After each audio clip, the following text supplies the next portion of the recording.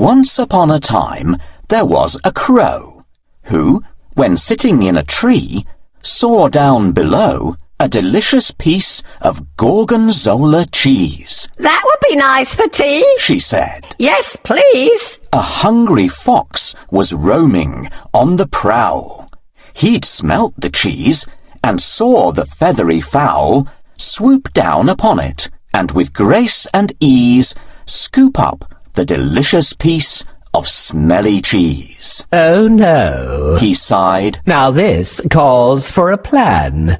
I want that cheese, and I'll get it, if I can." So, in a cunning, cheeky kind of way, he began to offer compliments and say,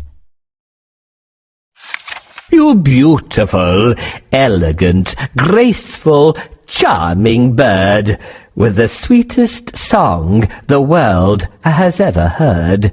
Please sing for me, and do so at your leisure, for your singing would give me the greatest pleasure." Now her feathers quivered, and the crow was flattered. To be beautiful was all that ever mattered. With her chest puffed out to show that she was proud, she opened up her beak and cawed quite loud. "Oh dear, you've dropped your cheese," the fox responded, and with it in his mouth he then absconded. The crow was shocked to find she'd now no tea.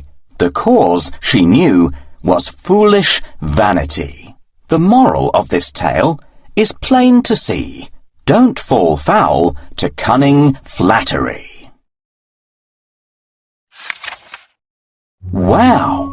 Someone is very lucky to have such a delicious breakfast. Who is going to get it? Hedgehog, crow, or owl? Try to guess.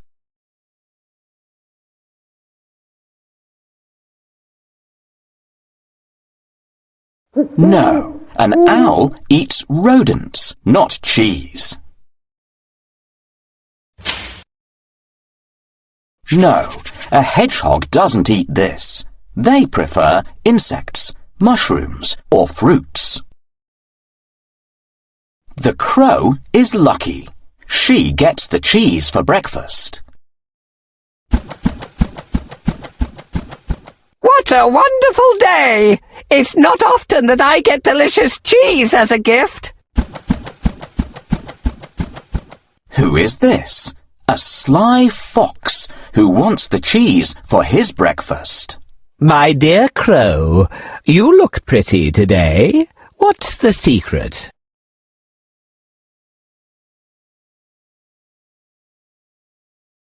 "Your ears look lovely. All the animals admire it." "I've never seen such lovely eyes like yours." "What beautiful soft feathers you have." "Please sing to me in your sweet and gentle voice." Silly crow. Did you think you have a wonderful voice? Don't trust anyone who flatters you. I'm off to eat now. A lie begins where a truth ends. I was foolish to trust the fox. Now I have nothing to eat. I'll look for something else to eat in the forest.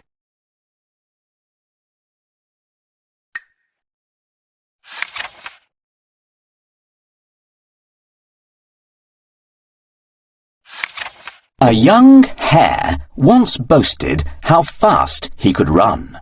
He was agile, long-legged, and out for some fun. So he teased an old tortoise about his slow pace. But the tortoise surprised him and asked for a race. "If you think you can beat me, you're out of your mind," jeered the hare, who was really very unkind. "Yes, I could win," said the tortoise. "Name the time and the place." The hare thought this amusing and laughed in his face. But he agreed to the race and the place it was set. An announcement was made in the Country Gazette. The animals gathered, all out for the day, excitement arose when the race got underway. The hare and the tortoise were set on their marks. The pistol was fired, and it shot out some sparks. In a great cloud of dust, the hare ran off at some speed. It was obvious to all he was well in the lead. The tortoise then coughed, wiped the dust from his face, then set off quite steadily at a moderate pace. He didn't worry that Hare could run very fast. The test would be whether or not he could last. The hare, with his racing, had made himself hot, so he stopped under a tree in a cool, shady spot. He thought, Why should I rush? I'm certain to win. So he laid down for a rest, fell asleep with a grin. Meanwhile, the old tortoise plodded steadily on, neither stopping nor resting as he went along. He passed by the hare, and then, oh yes indeed, it wasn't Hare, but old Tortoise who was now in the lead. The crowd saw him and cheered. The noise woke up the hare. To see the race won by Tortoise was more than he could bear. He took off in a fury when he realized his fate. But the tortoise was first. He was simply too late. Slow but sure wins the race is the moral of this tale. Take things steadily and moderately, and you'll never fail. I'm proud to be fast and light-footed. Those who can't run fast are really unlucky. How do you manage, Tortoise? I might be slow, but I'm always on time. You can't be on time if you're slow. Let's have a contest to see who reaches the mountain first. I accept, Hare. Nightingale, can you be the judge? Sure. Please take your places. On your marks, get set, go! Good luck, Tortoise!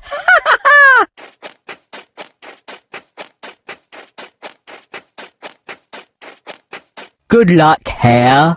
Remember, slow but steady wins the race. I'm already halfway, but Tortoise is so far behind, I'll take a nap. There are many stones on the road. Shall we remove them so I can walk faster? Let's help Tortoise remove all the stones from the track. Thanks again for your help. The track is clear now. Thank you. This stone was a hurdle.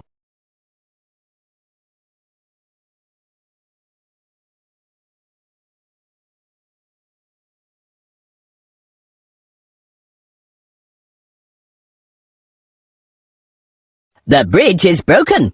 Can you help her to repair it? We need to find all the wooden parts. Thanks. You are a great helper. Thank you. The bridge is as good as new now. Great.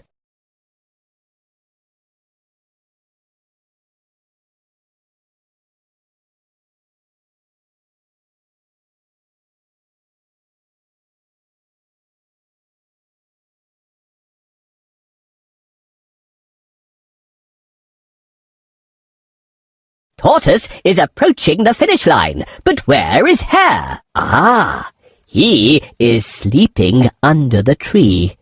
Let's wake him up. What's the matter? While you slept, Tortoise won the race. That's not fair. I was faster. I lost the race because I napped. Discipline matters more than speed in a contest. Tortoise is the winner. I try to be always on time and finish what I've started.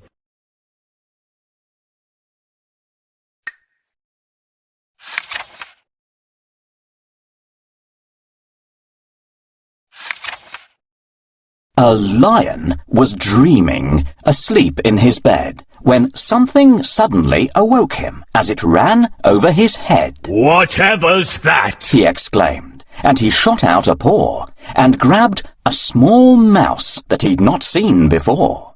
The lion roared in anger. You woke me as I slept.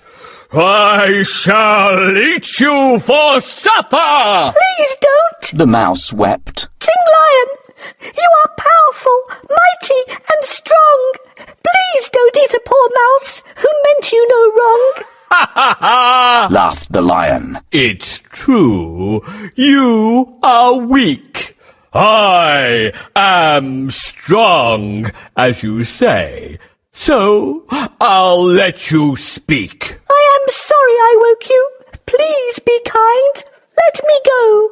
I may one day repay you. You really don't know. You repay me? The lion laughed. That's a joke. But he let the mouse go, and he gave him a poke, saying, Off you go, little mouse. I don't expect you'll be back. At the most, you'd have made me a very small snack. So the mouse bowed in thanks, and then went on her way. And the lion never saw her, until it happened one day he was taking his usual stroll in the jungle when a rope trap ensnared him, and he got in a tangle. He struggled and struggled, but the ropes only got tighter. It didn't help, in this case, to be a great fighter. Help! Let me out! Let me free! I'm in pain! But his roaring and crying were to be all in vain, until a small mouse in the bushes pricked up her ears and ran to his aid and swallowed her fears. Remember me, Your Highness. She found the courage to say, You showed me kindness, and I said that one day I'd repay you. And now I'm really quite sure I can help you. and then, quickly, she started to gnaw away at the ropes until she'd gnawed a big hole which the lion fell through safely, body and soul. At last, I am free, little mouse, thanks to you. You may be small, but you are honest and true. Your honesty and kindness is where your strength lies. You came to my aid when you heard my cries. The moral is surely, no matter how small, honesty and kindness makes the greatest of all.